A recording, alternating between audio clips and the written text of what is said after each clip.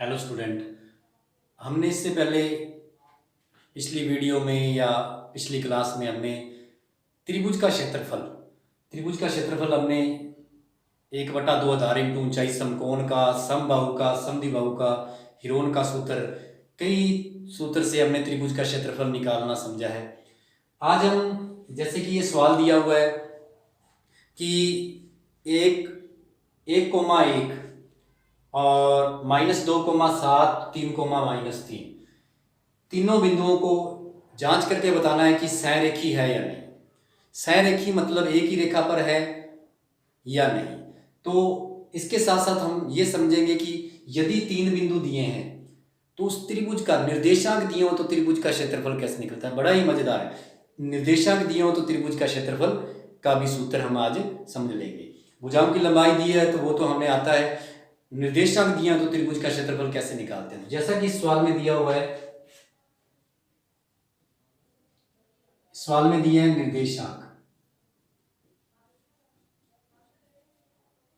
निर्देशांक दिया है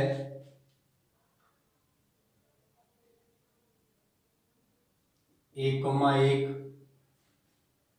-2,7 व 3 ये निर्देशांक दिए हुए इस सवाल में। तो हमने जांच कर सबसे पहले तो हम देखें कि अगर निर्देशांक दिए हो तो त्रिभुज का क्षेत्रफल कैसे निकालते हैं। हमें पता होना चाहिए त्रिभुज का क्षेत्रफल कैसे निकालते हैं। तो इसके लिए एक सूत्र है त्रिभुज का क्षेत्रफल। सूत्र क्या है? 1/2। हमने सूत्र बड़े आराम सिंपल भाषा में याद करना है। तो ध्यान दें सूत्र क्या है।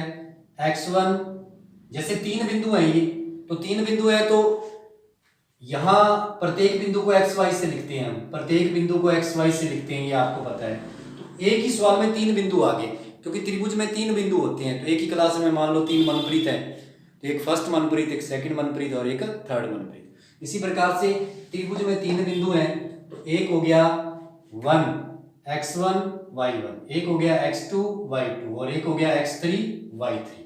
इस प्रकार से तीनों बिंदुओं को अलग अलग नाम देंगे। तो सूत्र क्या बन रहा है? सूत्र बन रहा है कि 1/2 x1 y minus y plus x2 plus आ जाएगा x2। इसी प्रकार याद करना है सूत्र में आप x2 y माइनस y, फिर प्लस आ गया x3 y माइनस y। इस प्रकार से सूत्र को याद करना है कि 1/2 x1 y minus y plus 1 plus x2 y minus y plus x3 y minus y। तो इस प्रकार से सूत्र को याद करना है। अब आप कहेंगे कि यहाँ हमारे सवाल में तो y1 y2 y3 है, तो यहाँ सूत्र में तो है नहीं। तो सबसे पहले सूत्र को याद करने की ट्रिक है कि आपने इतना सा याद करना है कि 1/2 x1 y माइनस y, फिर plus x2 y minus y, फिर plus x3 y minus y plus. तो इस प्रकार से अब हम यहां लिखेंगे 23, 31 और 12। फिर हम ये याद रखेंगे 23, 31, 12। तो इस प्रकार से हमारा सूत्र कंप्लीट हो गया। अब ये सूत्र हो गया, ये क्षेत्रफल निकाल सकते हैं। हम तीनों बिंदुओं का क्षेत्रफल निकाल सकते हैं। अब इस कंडीशन में जैसा कि ये सवाल कह रहा है कि क्या ये तीनों बिंदु संरेखी हैं, ये कह रहा है कि क्या ये तीनों बिंदु संरेखी हैं, मतलब एक ही रेखा पर हैं। यदि हाँ तो एक रेखा का क्षेत्रफल क्या होता है? 0। एक रेखा का क्षेत्रफल होता है 0। यदि ये तीनों बिंदु एक ही रेखा पर है तो इनका मतलब जो हम क्षेत्रफल निकालेंगे इस त्रिभुज का, तीनों बिंदुओं का जो हम क्षेत्रफल निकालेंगे वो 0 आएगा। अगर क्षेत्रफल 0 आया तो मतलब इन तीनों बिंदुओं का क्षेत्रफल 0 आया, क्योंकि 3 बिंदु त्रिभुज बनाते हैं। इसका क्षेत्रफल 0 आया तो इसका मतलब ये त्रिभुज नहीं है, एक ही रेखा के बिंदु है। यह त्रिभुज नहीं है तो एक ही रेखा के बिंदु है। यदि क्षेत्रफल आया, कुछ भी मान आया, मान लो 1, 2, 4 जितना भी आया, तो इसका मतलब ये संरेखी नहीं है। तो आपने एक तो यूं ही चैनल को सब्सक्राइब करवाना है, ज़्यादा से ज़्यादा अपने दोस्तों में भी चैनल को सब्सक्राइब करवाएं, लाइक करवाएं। अब देखिए अब हम इसमें मान लगाते हैं। तो मान रखने से पहले आप एक बात ध्यान दे दें कि मान को हम पहले अलग से लिख लें। जैसे कि x1 का मान कितना है 1, x2 का मान कितना है -2, x3 का मान कितना है 3, y1 का मान कितना है 1, y2 का मान कितना है 7 और y3 का मान -3। इस प्रकार से फिर हमें मान रखने में कोई दिक्कत नहीं आएगी। अब देखें आप, अब हम त्रिभुज का क्षेत्रफल निकालते हैं। 1/2, x1 का मान आप देख लें 1 है ब्रैकेट में। अब y2 की बात आई है तो y2 का मान आप यहां देखें 7 है और y3 का मान देखें आप, y3 के मान के आगे काय का चिन्ह है माइनस का और सूत्र में भी काय का चिन्ह है माइनस का, तो माइनस माइनस क्या हो जाएगा प्लस। ये चिन्ह बदलना है ध्यान से। उसके बाद x2 का मान आप देख रहे हैं यहाँ पे, x2 का मान -2 है तो ब्रैकेट में लिख लिया हमने। फिर y3 का मान -3 पहले रख चुके हैं, फिर माइनस सूत्र में, और y1 का मान क्या है 1 है। फिर x3 का मान 3 है और y1 का मान 1 है और y2 का मान है 7। इस प्रकार से मान रख दिया हमने। अब हम इसका हल करते हैं तो ये आ गया 1/2, 1। अब ब्रैकेट और 1 के बीच में कोई निशानी, तो ब्रैकेट का मतलब है गुना, इनटू। अब 7 और 3 जुड़ जाएंगे तो क्या आएगा 10। फिर यहां देखिए आप प्लस माइनस, तो ब्रैकेट खुलेगा तो चिन्ह बदल जाएगा, प्लस माइनस, तो प्लस का है माइनस का है, तो यहां आ गया -2 इनटू। यहां देखिए आप, क्योंकि ब्रैकेट दोनों के बीच में कोई चिन्ह नहीं तो इनटू का लगाया हमने। अब यहां देखिए आप 3 और 1 दोनों के आगे माइनस का चिन्ह है तो दोनों जुड़ जाएंगे तो -4 और ब्रैकेट में रख लिया हमने। फिर +3 इनटू 1 में से 7 घटा दिया तो छोटी संख्या में से बड़ी संख्या घटेगी तो -6, हमने ब्रैकेट में रख लिया इसको। अब हम इसको आगे हल करते हैं तो 1/2, 10 को 1 से करेंगे 10 आएगा। अब यहां देखिए गुना करना है तो माइनस और माइनस क्या हो गया प्लस, 4 को 2 से करेंगे 8। फिर यहां गुना करना है हमने, अब तो 6 को 3 से करेंगे 18, लेकिन प्लस माइनस क्या हो जाएगा माइनस, इस प्रकार से आएगा। उसके बाद फिर आगे हल करेंगे हम तो 1/2, 10 और 8 कितने हो जाएंगे 18, माइनस क्या है 18। अब हम देखते हैं 18 में से 18 तो क्या आएगा 0 आएगा, क्या आएगा 0। और 0 का किसी भी संख्या के 0 गुना में आ जाए तो उसका आंसर क्या होता है 0 होता है। तो इसका मतलब हम कह सकते हैं कि ये तीनों बिंदु, क्योंकि क्षेत्रफल 0 आया, किसी त्रिभुज का क्षेत्रफल 0 मतलब तीनों बिंदु एक ही रेखा पर है और एक रेखा का क्षेत्रफल क्या होता है 0 होता है। तो अब अतः अपने कह सकते हैं, अतः तीनों बिंदु 1, 1 -2,7 व 3, -3 सरेखीय है। सरेखीय क्यों है, क्योंकि तीनों बिंदुओं को हमने त्रिभुज मान के इसका क्षेत्रफल निकाला तो क्या आ रहा है 0 आ रहा है। तीनों बिंदुओं को त्रिभुज देखकर हमने क्षेत्रफल निकाला तो क्या आ रहा है 0। यदि 3 बिंदुओं से क्षेत्रफल 0 आता है तो वो सरेखीय है, मतलब एक ही रेखा पर है तीनों बिंदु।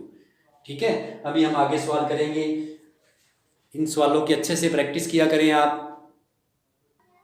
जैसा कि हमारा अगला सवाल है, इसमें x अक्ष का वह बिंदु ज्ञात कीजिए जो दो बिंदुओं से, जैसे सामने दिया हुआ है, दो बिंदुओं से -2, -5 और 2, -3 से समान दूरी पर है। 2, -3 से समान दूरी पर है। समान दूरी का बिंदु निकालना है हमने। तो हम सबसे पहले इसमें क्या करेंगे, मान लेते हैं, माना x अक्ष का बिंदु, x अक्ष का वह बिंदु क्या है a ले लिया हमने इसको। अब x लाइन का बिंदु है, तो आप सभी समझदार है कि x लाइन का बिंदु है तो भाई इस प्रकार से ग्राफ बनाया हमने, ये है x और ये है y। तो x अक्ष का बिंदु है, मतलब x लाइन के ऊपर बिंदु है, x लाइन के ऊपर बिंदु है कहीं भी। तो x पर तो उसका कोई ना कोई मान होगा जो हम ज्ञात कर लेंगे। अब x लाइन के ऊपर है तो इसका मतलब y का मान क्या होगा, 0। जब x लाइन के ऊपर है तो y का मान क्या होगा, 0 होगा। तो इस प्रकार से y का मान यदि 0 है तो ये बिंदु बन गया हमारे पास x अक्ष का बिंदु। x अक्ष का बिंदु हो गया x, 0, क्योंकि x लाइन के ऊपर है तो x का तो कोई भी मान आएगा, हम निकालेंगे अभी। x लाइन के ऊपर है इसलिए y का मान क्या आ गया, 0 आ गया। अब समान दूरी के बिंदु हैं, इससे समान दूरी के बिंदु,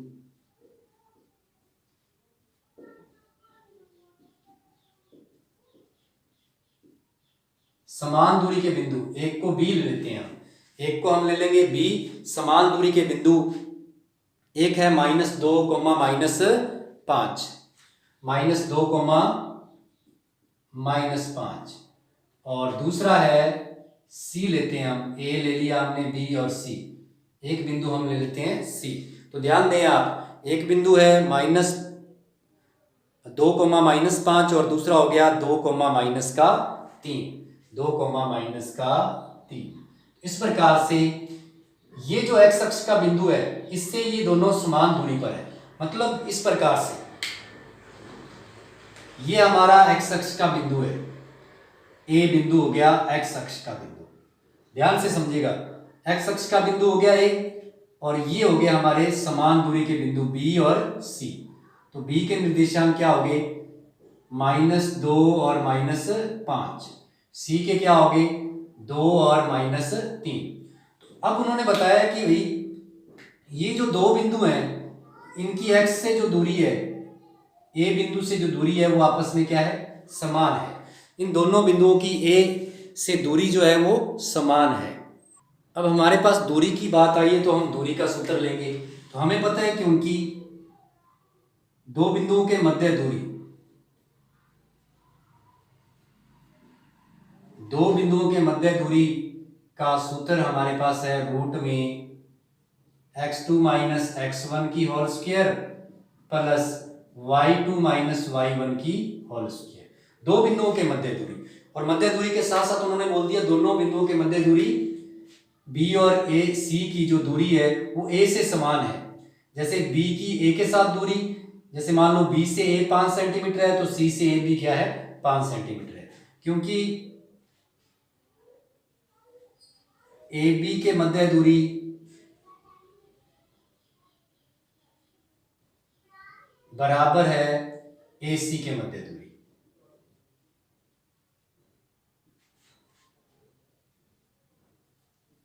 तो इनको लिखते ऐसे नहीं कि अपने अंदाजे से लिख दें BC के मध्य दूरी, AC के मध्य दूरी, ऐसे, क्योंकि B और C इस बिंदु से समान दूरी पर है, A से समान दूरी पर है, मतलब B से A की दूरी और C से A की दूरी आपस में क्या होगी, बराबर। तो A से B लिया हमने और A से C लिया है। तो इस प्रकार से अब मध्य दूरी का सूत्र रखना है हमने, तो दोनों में मध्य दूरी का सूत्र लगा देंगे, यहां भी मध्य दूरी का सूत्र लगाते हैं। तो मध्य दूरी का सूत्र आपको पता है x2 - x1 की होल स्क्वायर, y2 - y1 की होल स्क्वायर। अब a और b को देखेंगे तो ये x1 और ये हो जाएगा x1 और ये x2 हो जाएगा। अब a और b के लिए हम यहां लिखते हैं, a और b के लिए, a b के लिए ये लिखना जरूरी है। a b के लिए x1 क्या है, x, और x2 क्या है, -2, और y1 क्या है, 0, और y2 क्या है, -5। ये AB के लिए है।